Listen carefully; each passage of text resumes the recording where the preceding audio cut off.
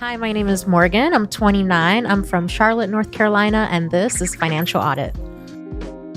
Thanks for coming down to Austin. What do you do for a living there in Charlotte? So right now I'm an executive assistant for a hotel chain. So that's what I'm doing right now, but I've only been doing that for a month. What are you making now in this job? Right now it's $25 an hour. So I'm full-time, 40 hours for the week. But then if I have like a sick day, like I'm not eligible for like time off pay right now. How do we feel living in Charlotte off of that? It's not great. So in my previous job, I was making more. So I kind of... What was your previous job? I was a personal assistant for an individual. Okay, why'd you stop? Because that was very toxic. So my ex-boss was very crazy. And there were... What's crazy? There were no boundaries like whatsoever with work. I was working 24/7. If I was sleeping and he called like in the middle of the night, I had to answer. Those kind of boundaries. Those kind of boundaries, like no boundaries. He's like, if you're having dinner with your husband and I call you, you have to answer and you have to leave for dinner.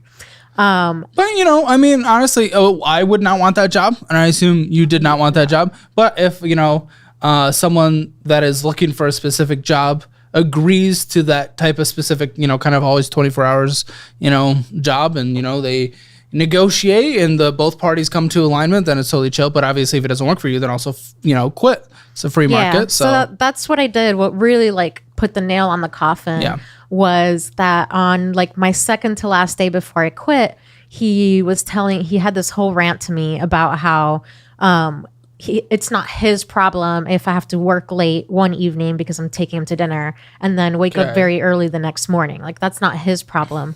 And then he said, and I quote, "I'm not a slave driver, but I am your king."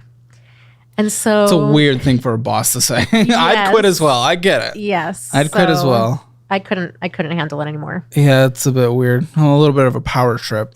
Yes. Big time.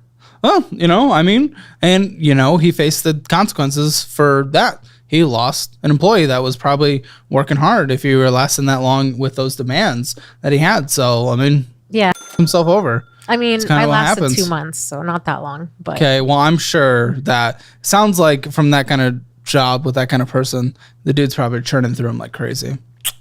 Yep. Ugh, so you took this to essentially just supplement no income now. Yeah. So this is like the quickest thing we could find? So yes and no. So that job, my previous job that I had over the summer, I actually found it through Craigslist. I thought it was fake at first, but then they were like, show up at this Starbucks, and I get to the Starbucks. Is this like and a famous person? Not famous, no, just has a lot of money. Okay. Got a lot of money doing maybe not so legal things. Drugs? Cigarettes. So not drugs, but cigarettes. Okay. Yeah. Interesting. And I know. And so I get to the Starbucks and I'm thinking like, this has to be a scam or something. But then there they pull into the Starbucks parking lot in their Rolls Royce. And I'm like, okay. So I got that job with them. And I was making $70,000 a year there. Oh, wow. But I only worked for 2 months. We're definitely down heavily. Yeah. What do you think? What happened? Well, wait, when did you start this new job? Exactly? I don't remember. It was earlier this year. Earlier this year, this new job? Oh, the one that I'm currently in or the old one? The one that you're currently in. Oh, the one that I'm currently in like a month ago. Beginning? Yes. Of last month? Yes. Payroll, $303. Right. So I hadn't gotten paid yet. Because like you start and then in the pay period, you know, you don't get paid immediately. You have to wait. So since then, I've gotten paid. What are you bringing in normally? So now that I'm working, I bring in net income like $3,000 a month. A month. Yes. Okay. Yep. All right. And we had some additional things come in. Let's see.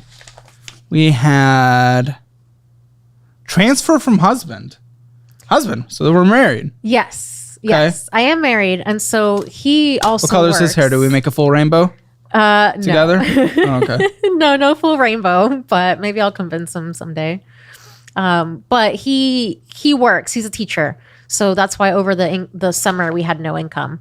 But now that he started the school year again, now we're back to making money. Well, he transferred you money. So our finances are together, but we have like all these different accounts, which I'm sure you'll see. So he had money come in. Where do you have money come in? We just had money. From savings? From savings. Do you guys adequately plan for the breakdown his income on a 12-month No. situation? You know, a lot of school districts, a lot of just, in general, he should be able to choose to get paid across a 12-month period. Yes. Why not choose this? Not that school district. Really? It's not an option there. They do it like if you're part of the credit union, like when you go through that credit union. Okay, go through the credit union, right? Yeah, but we didn't. And so why? Do it. Well, yeah, now for the new school year, but that's not going to go into effect until, next summer when we'll have income during the summer. Well, no. Wouldn't it start next month? Because you'd get lower pay throughout each month to spread it out. Yes. You guys haven't taken that into account for your bills? No. Right. Okay, so what's going on here? What is happening? What is happening?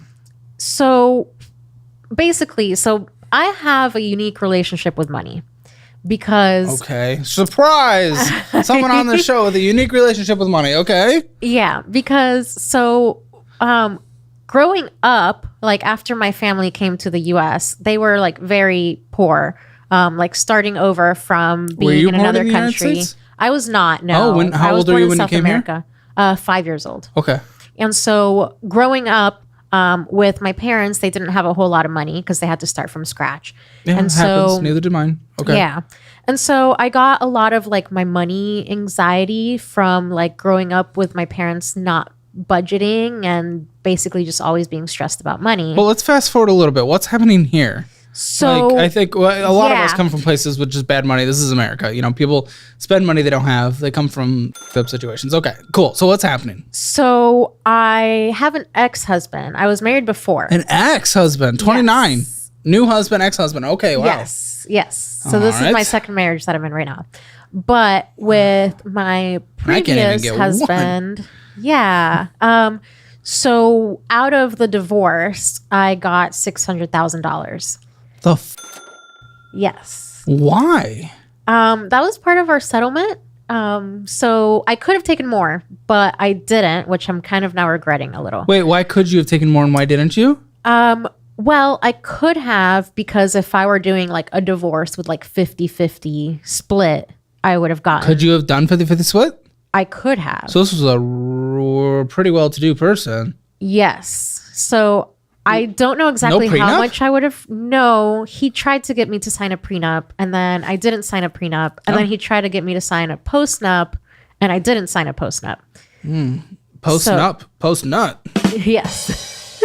And so, we decided in the settlement agreement that I would get $600,000 because I didn't want to take. What the do I have so much debt here to go through on your end? Where did the $600,000 go? When did you get the $600,000? 2 years ago. Okay, where the is it? It's gone.